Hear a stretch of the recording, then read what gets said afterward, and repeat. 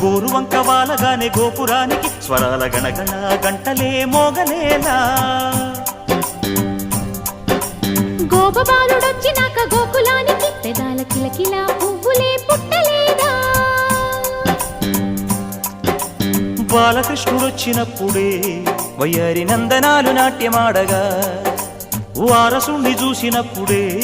వరాల వాంఛలన్నీ పల్లవించగా నందుడింట